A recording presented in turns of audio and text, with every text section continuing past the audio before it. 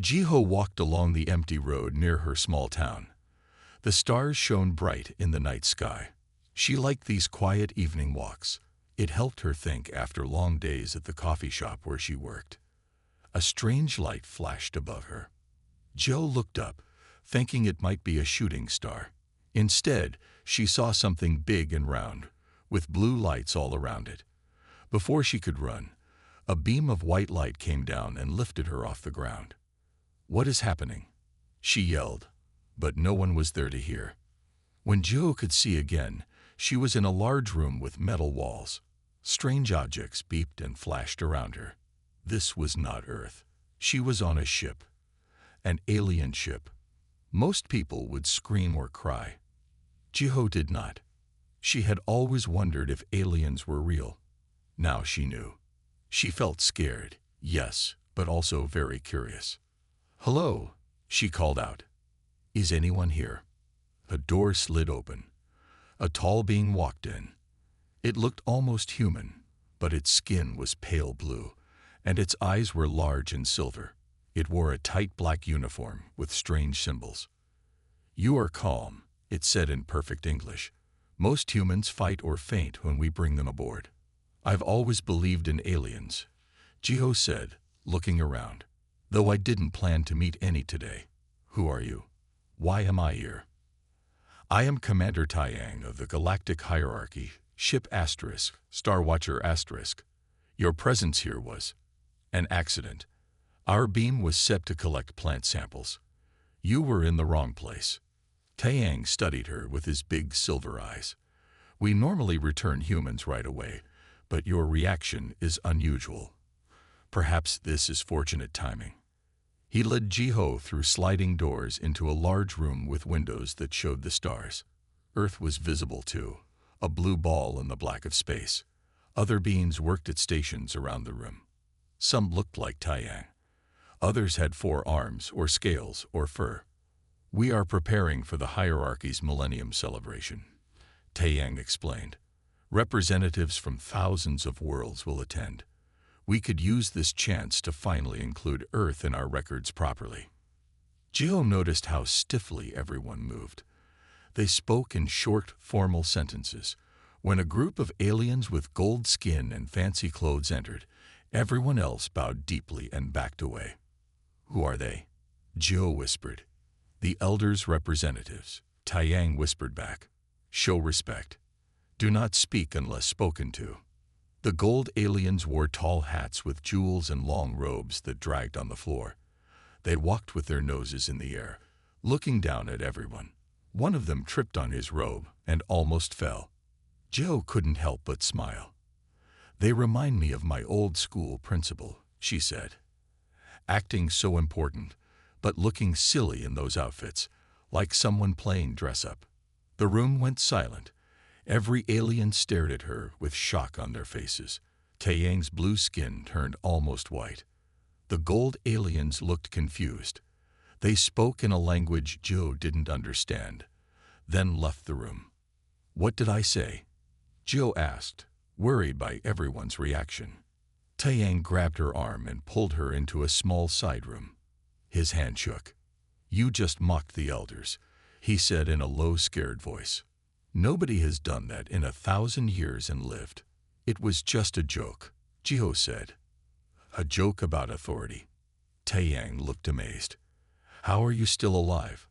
How did you even form the thought?" "I don't understand." "You will," Taiyang said. He looked at the door to make sure they were alone. "And maybe, just maybe, you'll help save us all." Taiyang locked the door of the small room. His hands still shook. He looked at Jiho with wide silver eyes. "You don't know what you just did," he said. "In the galactic hierarchy, no one makes fun of the elders. No one." "It was just a small joke," Jiho said.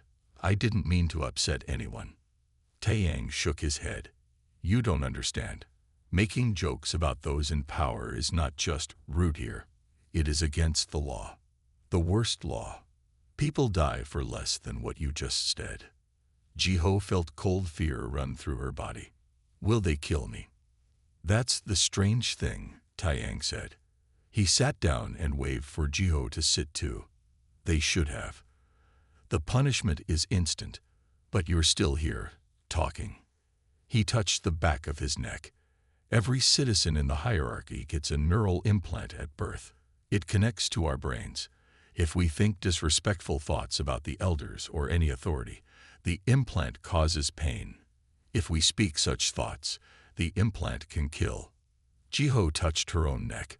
But I don't have an implant. Exactly, Taeyang said. His voice got excited. And the elders don't understand Earth humor well enough to know you were making fun of them. They looked confused, not angry. Taeyang stood up and paced the small room. This is big, Jiho. For thousands of years, no one has been able to speak against the elders. Their power grows more terrible each century. They take more from the people. They make more cruel rules. And no one can say a word against them. That's awful, Jiho said. On Earth, we make jokes about leaders all the time. We have TV shows just for that. Taeyang stopped pacing. His eyes grew wide. Really? Your entire planet can mock authority. Jiho nodded. It's called satire. It's how we point out problems without starting fights. It helps keep powerful people from getting too full of themselves. Taeyang sat down again. He was quiet for a long time. Then he looked at Jiho with new hope in his eyes. The Millennium Celebration starts in 3 days, he said. The elders and representatives from all worlds will be there. If they saw someone speak against them and live, it could change everything. What are you saying? Joe asked. I'm saying you might be the first crack in their perfect system, Taeyang said. Your human ability to use humor as a weapon could be what finally breaks the elders' control. Jiho stood up. Wait. I was just walking home from work yesterday. Now you want me to start some kind of space revolution. Not a revolution. Not yet, Taeyang said. Just a seed. A small seed of doubt in the elders' power. That's all we need. A loud bang on the door made them both jump. Commander Taeyang, a voice called. The High Elder wishes to speak with you and the human. Taeyang looked scared again. He turned to Jiho. Say nothing about what I told you. Act confused and respectful. He paused. Will you help us, Jiho? Will you at least try? Jiho thought of the stiff, scared aliens on the ship. She thought of a whole galaxy of people unable to speak freely, living in fear of their own thoughts. Then she thought of her small town on Earth, where she could say whatever she wanted. I'll try, she said. But I need to know more. About the elders, about the hierarchy, about everything. Taeyang nodded. If we survive this meeting, you will. He took a deep breath and opened the door. A tall alien with gold skin waited outside. Follow me, it said in a cold voice. High Elder Sunwoo wants to meet the human who does not know her place. The gold-skinned alien led Jiho and Taeyang through long halls. Other aliens moved aside and bowed as they passed. Jiho noticed how everyone kept their eyes down. They entered a large round room with a high ceiling. Star maps covered the walls. In the center sat a single alien on a floating chair. His gold skin seemed to glow. He wore more jewels than the others, and his robe was deep red. High Elder Sunwoo, Taeyang said, bowing low. I present Jiho of Earth. Jiho wasn't sure if she should bow too. She settled for a small nod. Sunwoo studied her with eyes that were pure black, with no white parts. So, he said in a deep voice, you are the human who speaks freely. Interesting. He floated closer in his chair. Humans have always been different. We have watched your planet for centuries. You fight, you create, you destroy, all with such passion. And you laugh at your leaders. Jiho tried to look calm. It's normal on Earth. We believe that everyone is equal. Sunwoo made a sound that might have been a laugh. Equal? How primitive. He turned to Taeyang. Yet also fascinating. The Millennium Celebration needs something new. Earth has stayed isolated long enough. He looked back at Jiho. You will stay and represent your planet at our great event. You will show us these Earth customs. It wasn't a request, it was an order. My son, Do-yun, will be your guide, Sunwoo said. He pressed a button on his chair. A door opened, and a younger gold-skinned alien entered. He looked like Sunwoo but was shorter, and his face showed clear dislike as he looked at Jiho. Father, must I? He asked. Yes, Sunwoo said firmly. Learn about these humans. Their planet grows more important each day. Do-yun bowed. As you wish, father. He turned to Jiho.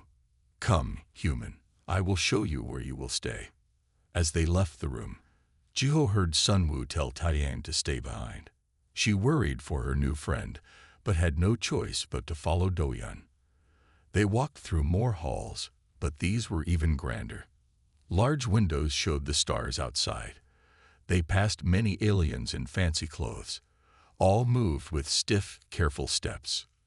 Your father seems interested in Earth, Jiho said, trying to break the cold silence. My father sees things others don't, Do-yun said shortly. He didn't look at her as they walked. They passed a large open area where many aliens gathered. In the middle, a small alien child had fallen. It had dropped a tray of food. The gold-skinned official stood over it. You laughed when Elder Quan tripped, the official said. You know the punishment. The child shook with fear. I didn't mean to. Please. The official touched a device to the child's neck. The child screamed and fell still. Jiho gasped and ran forward. Stop it. It was just a child. Do-yun grabbed her arm hard. Be quiet, he hissed. Do you want to die too? The official looked up. Who speaks? No one, Do-yun said quickly. The human doesn't understand our ways yet. He pulled Jiho away fast. She fought back tears. That poor child, she whispered. Is it dead? No, just punished, Do-yun said. The implant caused pain to teach a lesson. Next time would be death. Jiho stopped walking. This is wrong. All of this is wrong. For the first time, Do-yun really looked at her. Something changed in his eyes. Yes, he whispered, so quietly she barely heard. It is. He looked around to make sure no one was near. Some of us know that. Some of us want change. Hope sparked in Jiho's heart. There are others who think like you. Do-yun nodded slightly. Meet me tonight. I'll take you somewhere. But for now, act happy to be here. Someone is always watching. That night, Jiho waited in her room. The hierarchy had given her nice quarters with a soft bed and strange fruits to eat. But she couldn't relax. She kept seeing the child's face as it screamed in pain. A soft knock came at her door. She opened it to find Do-yun standing there. Follow me, he whispered. Say nothing until we arrive. They walked through dark halls. Do-yun used his hand to open secret doors that normal people couldn't see. They went down many stairs until they reached the bottom levels of the huge ship. Finally, they came to a plain metal door. Do-yun pressed his hand to it and whispered words Joe couldn't understand. The door opened. Inside was a small room with dim lights. 3 aliens waited there. One looked like Taiyang with blue skin. One had 4 arms and green scales. The third had fur and large eyes. This is the human, Do-yun said. Her name is Jiho. She can help us. The blue-skinned alien stepped forward. I am Minji. I build things for the ship. She pointed to the 4-armed alien. This is Tuck. He used to guard the elders. Then she pointed to the furry one. And this is Neri. She can feel what others feel. Joe looked at them all. Who are you people? What is this place? We are the Free Minds, Do-yun said. For 30 years, we have fought against the elders.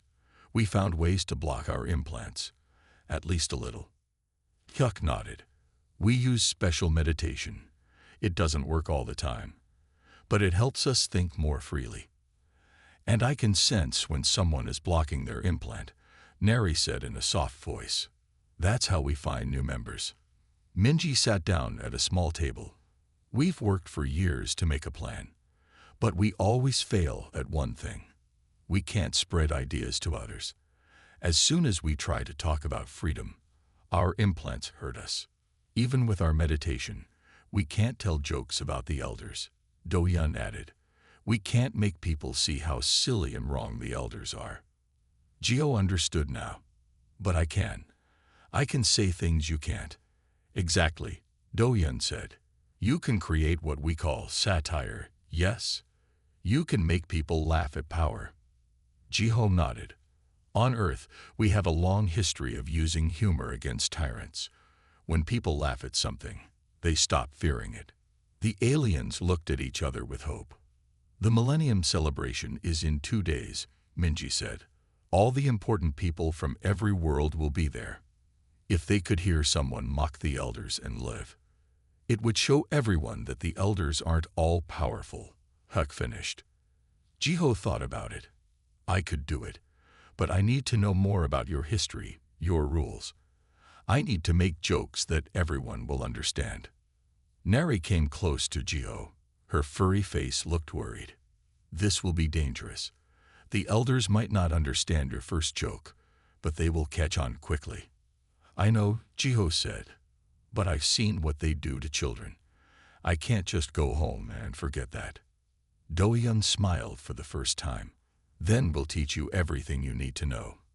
About the elders, about our history, about all the stupid rules they make us follow. A sound came from outside. Everyone froze. Someone's coming, Neri whispered.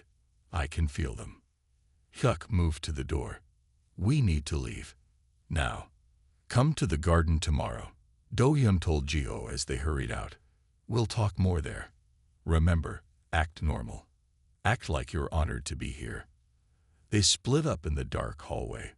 Jiho found her way back to her room, her mind racing with plans. She didn't see the small camera in the corner of her room. She didn't know that Elder Sunwoo was watching her, a strange smile on his gold face. Interesting, he said to himself.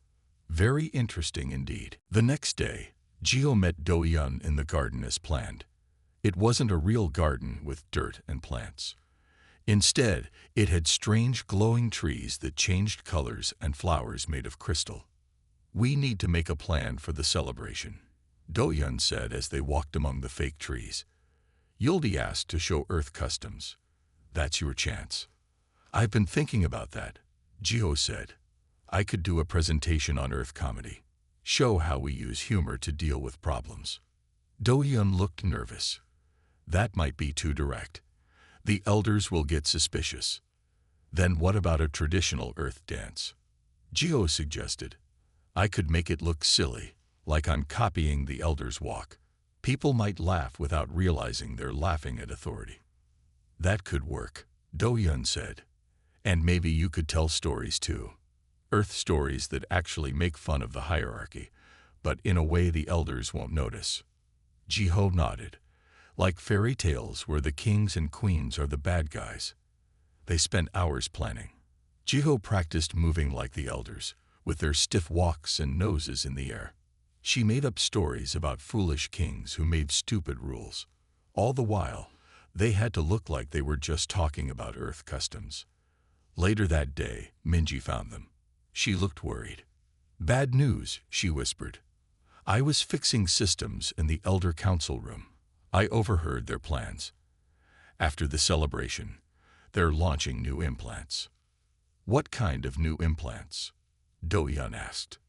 The worst kind, Minji said. These won't just stop bad thoughts. They'll stop all thoughts that the elders don't approve. No one will even want freedom anymore. Jiho felt sick. They're going to control everyone's minds completely. Minji nodded. The first batch is ready. They'll announce it at the celebration. Then we have to act now, Do-hyun said. Jiho's performance has to work. It's our only chance. That evening, Taeyang visited Jiho's room. He looked tired. Elder Sunwoo has been asking many questions about you, he said. Be careful. I think he suspects something. What should I do? Jiho asked. Just stick to the plan, Taiyang said. Your performance is set for the main event tomorrow. All the important guests will be there. He handed her a small device. This will help you if you need to escape quickly. Press the button and find me. The next day came too fast.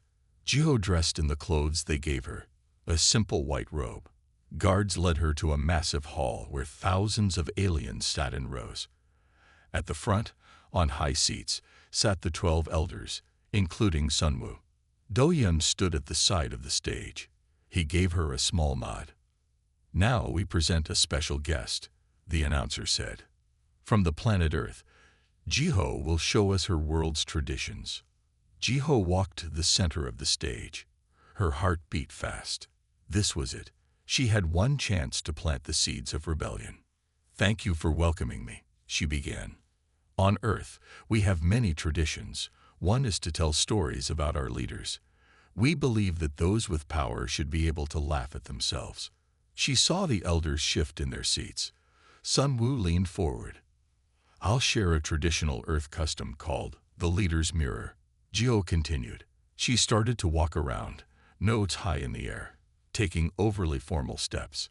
It was a perfect copy of how the elders moved. A small laugh came from somewhere in the crowd, then another. The sound was strange, as if these people had never really laughed before. The elders looked confused. Sunwoo's eyes narrowed. Jiho kept going. If this worked, it would be the first crack in the elders' perfect system. If it failed, she might not leave this room alive. Jiho continued her performance. She walked with her nose in the air, taking big steps that made her look silly. More laughs came from the crowd. The sound grew louder. On Earth, she said, we believe leaders who can't laugh at themselves shouldn't be leaders at all. The crowd grew quiet. That statement was too bold. Some aliens looked down, afraid. Others watched with wide eyes. One of the elders stood up. This is not proper, he said in a cold voice. But Jiho kept going. She started to tell a story about a king who made everyone wear heavy hats to show respect. The hats were so heavy that people couldn't think. One day, a child asked why they wore these hats. No one could remember the reason. It was a simple story, but it was clear to everyone what it meant. The implants were the hats. The elders were the foolish king. Small smiles appeared on faces in the crowd, then more laughs. The sound was magical in a place where laughter at authority had been banned for 1,000 years. Stop this, another elder demanded. But something strange was happening. The people kept laughing. Jiho saw Nari in the crowd. The furry alien had her eyes closed, like she was feeling something important. They're changing, Nari whispered to Dodian, who stood next to her. When they laugh together, the implants can't stop them all at once. Jiho started another story. This one was about a group of people who lived in fear of monsters that weren't real. The monsters were made up by those in power to keep everyone scared and obedient. The crowd understood. More laughter came, louder now. Some aliens looked at each other with new eyes, as if waking from a long sleep. The elders were standing now, all except Sunwoo. He watched with a strange look on his face, not angry but interested.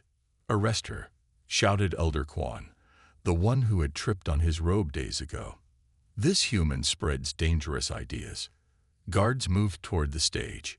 Jiho's heart beat fast. She had done what she came to do. But now she might pay for it. Just as the guards reached her, something amazing happened. A tall blue alien in the crowd stood up. The human speaks truth, he said. The room gasped. He should have fallen dead for those words. Instead, he stayed standing. His implant made him wince in pain, but he fought through it. I will not be silent anymore, he forced out. Another alien stood, then another. They fought against their implants, faces tight with pain, but eyes bright with hope. This is impossible, Elder Quan said. The implants should kill them. Sunwoo finally spoke. Not when they stand together. Not when they find courage in numbers. He didn't sound angry. He sounded proud. The guards looked confused. They didn't know who to arrest anymore as more people stood up. Jiho saw Do-hyun smiling from the side of the stage. Minji and Hyuk were in the crowd too, helping others stand against their pain. "We've lived in fear too long," someone shouted. "The elders are not gods," called another voice. The hall was in chaos now. The elders called for more guards. Alarms sounded. Jiho felt a hand grab her arm. It was Taeyang. "You did it," he said. "You've started something they can't stop. But now we need to get you out of here." "Where are we going?" Joe asked as he pulled her toward a side door. "Somewhere safe," Taeyang said. "The others will meet us there." As they ran, Jiho heard the sound of laughter and voices behind her, the sound of people speaking freely for the first time in 1,000 years. She didn't see Sunwoo watching her leave, with a smile that held many secrets. 3 days passed since Jiho's performance. She hid with Taeyang and the others in a secret room deep in the lower levels of Celestia, the capital planet. The room was small but safe. No one knew about it except the free minds. "It's working," Minji said, coming in from a scouting trip. Her blue face looked excited. "People are telling jokes about the elders everywhere. They call them human jokes. The implants still hurt them, but they tell the jokes anyway." Kuk nodded. "I visited the market area. Artists are making pictures with hidden meanings. Some show the elders looking silly or foolish. The best part," Nari added, "is that people are learning to think together. When many think the same rebellious thought at once, the implants can't stop them all." Jiho smiled. "That's how it works on Earth too. When everyone stands together, it's harder to control them."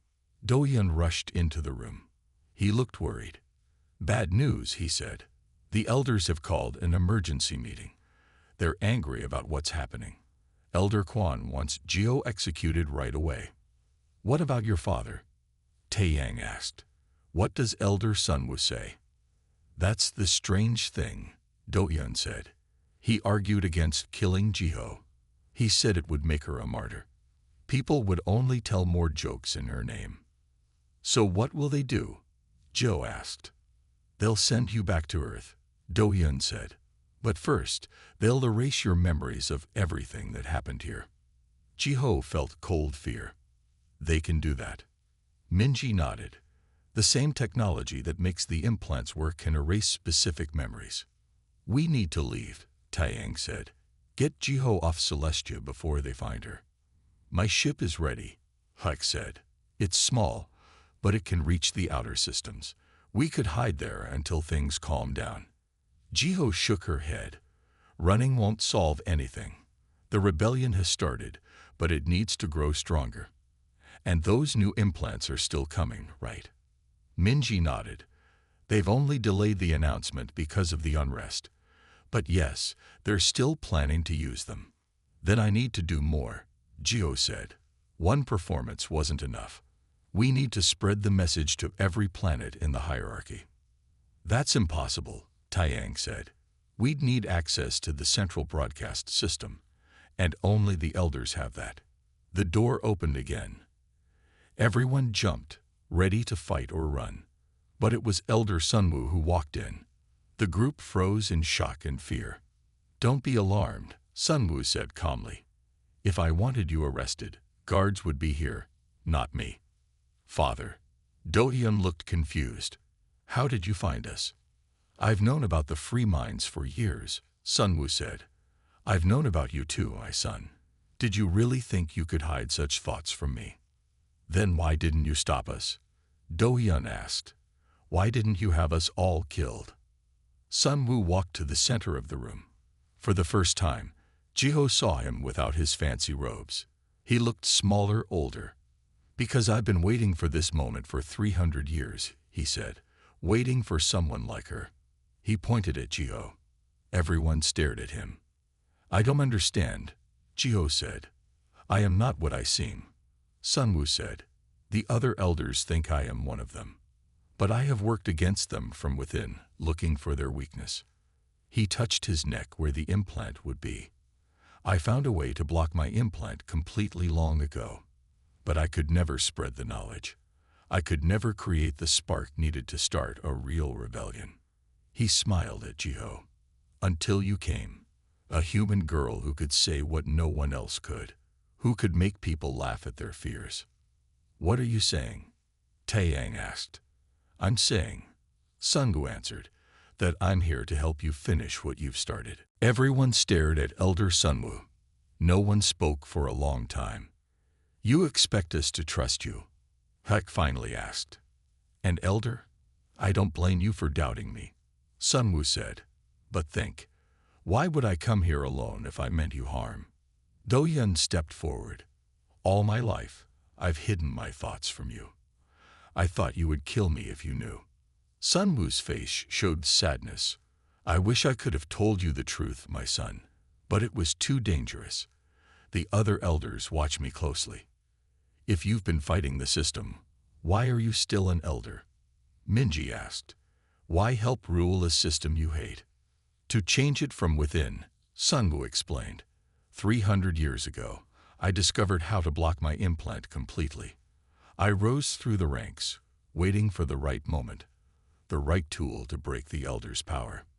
He looked at Jiho. For decades, I've had our ships bring humans aboard. I tested them, hoping to find one who understood what was happening, one who could use their freedom to help us. None did, until you. Jiho remembered how Sunwoo had watched her with interest from the start. You planned all this, even my accidental pickup. Sunwoo nodded. Taeyang works for me. He has for years. Everyone turned to Taeyang, who looked down. It's true, he admitted, but I believe in the cause. I always have. Enough talk, Neri said. The other elders are hunting for Jiho. What do we do now? Sunwoo walked to a table and spread out a map of the palace. I have a plan, but it's dangerous, and we must act quickly. He pointed to a large room on the map. This is the broadcast center. From here, we can send a message to every planet in the hierarchy at once. Every screen, every communication device will show the same thing. And what would that be? Do-hyun asked. Jiho, Sunwoo said simply, doing what she does best, making people laugh at the elders, showing everyone that the most forbidden thoughts can be spoken, and the speaker can live. But the center is heavily guarded, Huck said. We'd never get in. You won't need to, Sunwoo said. I have access. I can bring Jiho there, under the pretense of questioning her, before her memory erasure. Meanwhile, he continued, Minji needs to get to the implant control center. He pointed to another room on the map. With my access codes, you can sabotage the system, not shut it down. That would cause too much pain. But weaken it, make it easier for people to resist. Can we trust him? Huck whispered to Do-hyun. Before Do-hyun could answer, Neri stepped forward. Her large eyes focused on Sunwoo. I can feel his emotions, she said quietly. There is no deception. He truly believes in this cause. He has carried this hope for so long. Her voice broke a little. Jiho thought about it. This plan would put her in the center of danger. But if it worked, I'll do it, she said. I came up with some new stories while hiding here. Stories that will really make people think. It won't be easy, Sunwoo warned. Once we start, there's no going back. The other elders will call it treason. If we fail, we all die. And if we don't try? Joe asked. Those new implants will make sure no one can ever think freely again. Sunwoo nodded, respect in his eyes. The broadcast is scheduled for tomorrow evening. The elders will announce the new implant program then. We must take over the broadcast before they can. One more thing, Minji said. We should warn people about the side effects of fighting their implants. Tell them how to think together to lessen the pain. Good idea. Sunwoo agreed. We leave in 6 hours. Rest while you can. As the others prepared, Do-hyun approached his father. 300 years, he said. That's a long time to pretend. Sunwoo put his hand on his son's shoulder. Freedom is worth any weight, Any sacrifice. The next day, Sunwoo walked through the palace halls with Jiho beside him. Guards bowed as they passed. No one questioned an elder. "Are you ready?" Sunwoo asked quietly. Jiho nodded. Her heart beat fast, but she was not afraid. "I've been ready since I first saw that child punished for laughing." They entered the broadcast center. It was a large room with many screens and control panels. Technicians worked at stations around a central platform. "Leave us," Sunwoo ordered. "I will question the human alone before her memory erasure." The workers bowed and left quickly. No one argued with an elder. "We have 10 minutes before they get suspicious," Sunwoo said, moving to the main control panel. "The broadcast is set to begin soon for the announcement of the new implants." Meanwhile, Minji, Do-hyun, and Huck made their way to the implant control center. They wore worker uniforms Sunwoo had given them. Nari stayed behind to coordinate with other Free Minds members who had joined the cause. "This will work," Do-hyun said as they walked. "It has to." At the broadcast center, Sunwoo finished preparing the system. "It's ready," he told Jiho. "When I press this button, every screen in the hierarchy will show you. Billions of people will see and hear you." Jiho took a deep breath and stepped onto the platform. "Let's change the galaxy." Sunwoo pressed the button. Red lights came on, showing that they were now broadcasting. Jiho's face appeared on all the screens. "Hello," she said. "My name is Jiho. I'm from Earth. I'm here to tell you some stories about freedom."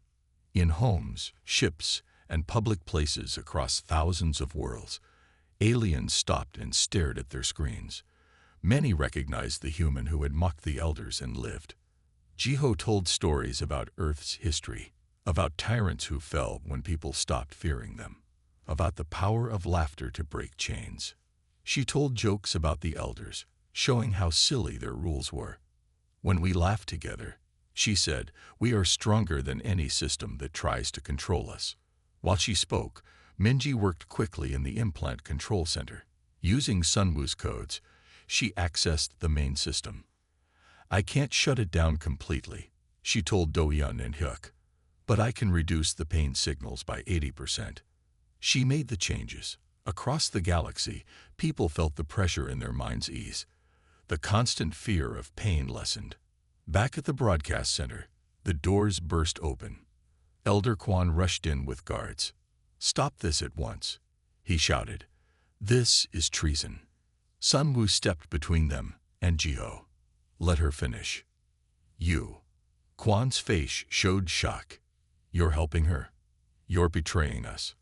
"I'm saving us," Sunwoo said. "Our rule was never meant to be like this. We've become what we once fought against." On screens everywhere, Jiho continued speaking. "The implants are weaker now. You can feel it. Think together. Stand together. No system can control everyone at once."